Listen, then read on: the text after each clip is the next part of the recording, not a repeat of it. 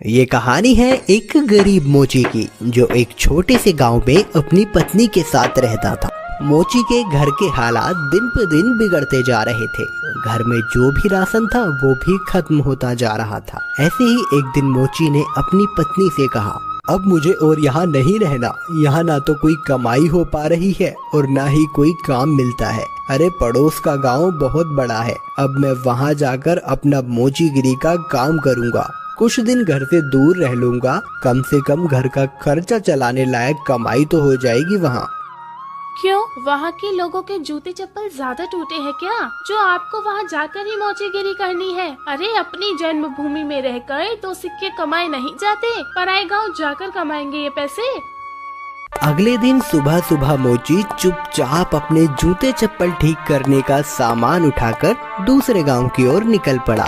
दोपहर होने तक वह पड़ोस के गांव माहुलबनी में पहुंच गया। हारा थका मोची जब माहुलबनी के बाजार में पहुंचा तो हैरान रह गया, क्योंकि वहां तो पहले से ही काफी मोची अपनी दुकान लगाए बैठे थे। अरे यहाँ तो पहले से ही इतने मोची अपनी दुकान लगाए बैठे हैं। ऐसे में मुझ अनजान मोची के पास ग्राहक कैसे आएगा?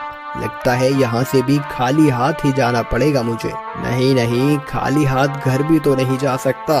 तभी मोची को ग्राहकों को अपने पास बुलाने की एक युक्ति सूझी। उसने अपनी दुकान लगाई और उस पर एक बोर्ड लगाकर बड़े बड़े शब्दों में लिख दिया, जूतों का अस्पताल। हमारे यहाँ जूतों का इलाज किया जाता है। नए जूते बनवा लो, नए जूते बनवा लो, या अपने पुराने जूते बिल्कुल नए जूतों की तरह बनवा लो। लोगों ने जब ये सब देखा तो उन्हें कुछ नया देखने को मिला। नए जूते बनवा लो, नए जूते बनवा लो, या अपने पुराने जूते बिल्कुल नए जूतों की तरह बनवा लो। जूतों का अस्पताल?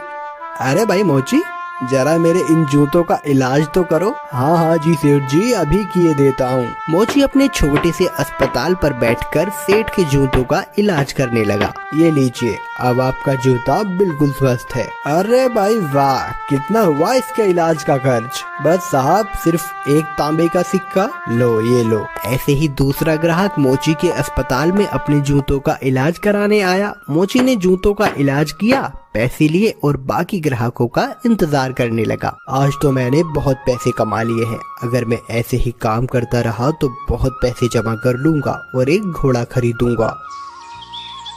उसने बहुत मेहनत से काम किया और कुछ ही दिनों में 4 सोने के सिक्के जमा कर लिए। उनमें से उसने 2 सोने के सिक्कों के बदले एक व्यापारी से एक घोड़ा खरीदा और घर लौटने का फैसला किया। अगले दिन उसने अपना सारा सामान बांधा और घर के लिए निकल पड़ा। अपने रास्ते में उसे एक घने जंगल से गुजरना पड़ा, जहां उसने डाकुओं का एक झुंड देखा। हे भगवान, ये तो डकैत लगते हैं। ये डकैत मेरा सारा पैसा ले जाएंगे और मैं एक बार फिर से गरीब बन जाऊंगा। अब मैं क्या करूं? मोची बहुत चतुर था। उसने हिम्मत नहीं हारी और उसने एक योजना बनाई। उसने एक सोने का सिक्का घोड़े के गले में बांध दिया और आगे चला। चोरों ने उसे पकड़ लिया। अरे ओ, फटाफट अपना सारा पैसा निकालो, चलो जल्दी करो। देखो, मैं एक गरीब मोची हूँ, मेरे पास इस घोड़े के सिवाय और कुछ नहीं है। कृपया मुझे जाने दो डाकू भाई। जैसे ही उसने ये सुना, घोड़ा रेका और उसके गले से वो सोने का सिक्का नीचे जमीन पे गिर गया। अच्छा मक्कार झूठे, हमसे झूठ बोलने की तेरी हिम्मत कैसे हुई? अगर तेरे पास कुछ नहीं था तो ये सोने का सिक्का तेरे पास कहाँ से आया? रुकिए, अभी मैं आपको सब सच बताता हूँ। दरअसल ये घोड़ा सोना उत्पन्न करता है, इसी वजह से मुझे सारे पैसे मिलते हैं। ठीक है, ये घोड़ा तुझे हमें देना होगा, हम तभी तुझे यहाँ से जिंदा जाने देंगे। नहीं, बिल्कुल भी नहीं। अगर मैं इसे तुम्हें दे दूंगा तो मेरे पास कुछ भी नहीं बचेगा। चलो, हम तुम्हें इसके बदले 50 सोने के सिक्के देंगे। ठीक है, पर एक बात का ध्यान रखना कि बारी बारी से अपने साथ इस घोड़े को रखना, वरना आखिर में तुम सब पैसे के लिए लड़ते ही रह जाओगे। मोची ने घोड़ा बेच दिया और घर लौट आया। वो बहुत खुश था कि उसे सोने के सिक्के मिले थे। इस पैसे से उसने अपने ही गांव में थोड़ी सी जमीन खरीदी। इस बीच डकैत भी घोड़े को लेकर अपने अड्डे पर पहुंच गए। वहां डकैतों के सरदार ने अपने आदमियों से कहा, इस गिरोह का सरगना होने के नाते इस घोड़े को सबसे पहले मैं रखूंगा। उन सब ने अपने सरदार की बात मानी और उस रात सरदार अपने अड्डे पर उस घोड़े के साथ सोया। अगली सुबह जब वो उठा तो उसने देखा कि वहाँ अस्तबल में कुछ भी नहीं था। उसने पूरा अस्तबल सही से देखा पर उसे कुछ नहीं मिला। वो जान गया कि इस मोची ने उसे बेवकूफ बनाया है। इस बीच एक और डकैत वहाँ आया। सरदार, आपको सोना मिला? हमें भी बताइए कि कितने सोने के सिक्के घोड़े ने उत्पन्न किए।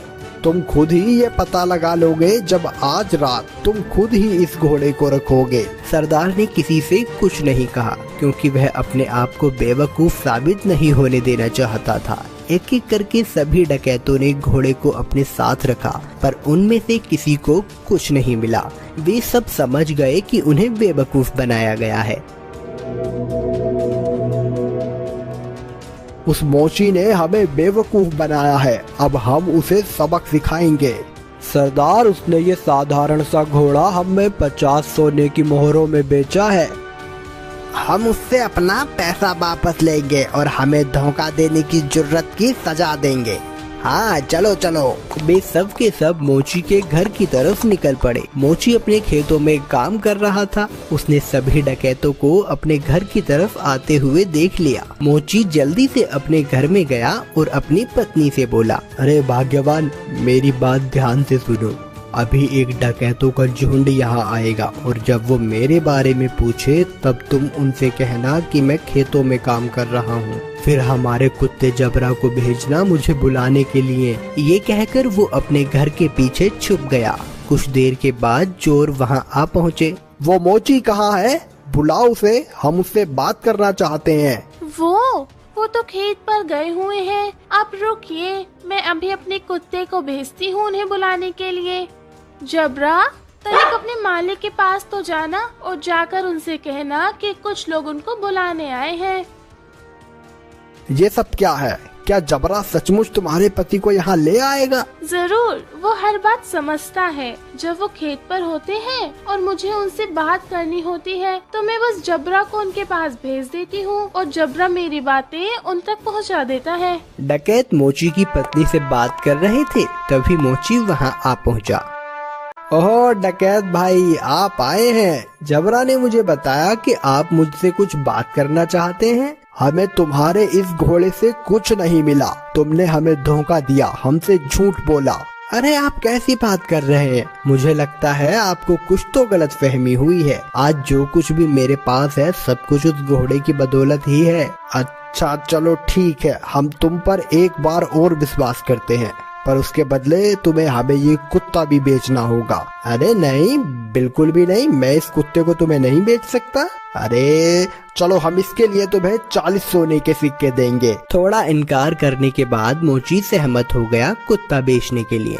चोरों ने जबरा को लिया और चले गए। जब सभी डकैत अपने अड्डे पर पहुंचे तो सरदार ने ऐलान किया कि वो पहला होगा जो कुत्ते को अपने पास रखेगा। बाकी डकैतों ने उसकी आज्ञा मानी और चले गए। सरदार ने अपने बेटे श्याम को बुलाया। सुनो श्याम, मैं अब काम पर जा रहा हूँ। अगर मेरी जरूरत पड़े तो इस कुत्ते को मुझे बुलाने के लिए भेज देना।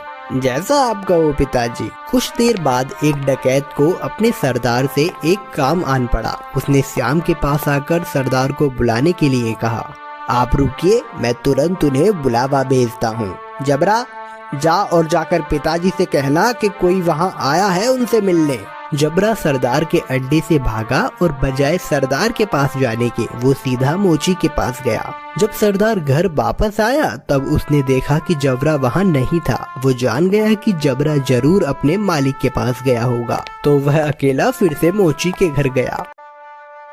सुनो, क्या जबरा तुम्हारे पास आया हुआ है? हाँ, वो यहाँ आया है। मेरे ख्याल से उसे जरूर मेरी याद आ रही होगी। मेरी मानिए तो उसे थोड़ा सा समय दीजिए, अंत में वो आपको अपना मालिक स्वीकार करने ही लगेगा। सरदार जबरा को वापस ले गया और उसने अगले दिन उसे अपने साथी को दे दिया। जबरा सारे डकैतों के साथ एक एक करके रहा, पर वह हर दिन मोची के पास वापस लौट आता। सबने ये जान लिया कि एक बार फिर से मोची ने उनका बेवकूफ बनाया है। उन सब ने विचार विमर्श किया। इस बार हम बेवकूफ नहीं बनेंगे, मैं उस मोची को अब सबक सिखाऊंगा। इस बार सारे डकैत मोची के घर पहुँचे। उन्होंने मोची की एक न सुनी और मोची को एक बोरे में डाला और उसे लेकर वहाँ से चल दिए उसे सबक सिखाने के लिए। मोची चुपचाप बोरे में पड़ा रहा। रास्ते में वे सब एक मंदिर के पास से गुजरे, तभी एक डकैत ने कहा, सरदार, गर्मी बहुत ज्यादा है, क्यों ना कुछ देर यहीं आराम किया जाए। सरदार भी उसकी बात मान लेता है और मोची को वहीं छोड़कर मंदिर में आराम करने के लिए चले जाता है। सुअरों का एक झुंड वहां से गुजर रहा था और जब मोची ने सुअरों के झुंड की आवाज सुनी तो मोची को एक उपाय सूझा और उसने तेज आवाज में चिल्लाना शुरू किया, मैं ऐसा नहीं करूँगा, मैं ऐसा नहीं करूँगा, मुझे छोड़ दो, मुझे जाने दो। सुअरों के मालिक ने उसकी आवाज सुनी और वो उसकी ओर आया। अरे रुको रुको, क्या हुआ? तुम क्या नहीं करोगे? किसने तुम्हें इस बोरे में डाला? वो मेरी शादी जबरदस्ती जमींदार की बेटी से करवाना चाहते हैं, पर मैं शादी नहीं करवाना चाहता। क्यों भाई, क्या तुम पागल हो? अगर मैं तुम्हारी जगह होता तो मैं यकीनन उसकी लड़की से शादी करता। अगर ऐसी बात है तो आओ, मैं तुम्हें बोरे में डाल देता हूँ और तुम जाकर उसकी लड़की से शादी कर लो। सचमुच? बेशक, लेकिन पहले मुझे बाहर तो निकालो। सुअरों के मालिक ने मोची को बोरे से बाहर निकाला और खुद बोरे के अंदर घुस गया। मोची ने उसे बांध दिया और उसके सुअरों को लेकर वहां से चला गया। शाम को डकैत मंदिर से बाहर आए, बोरे को लिया और चले गए।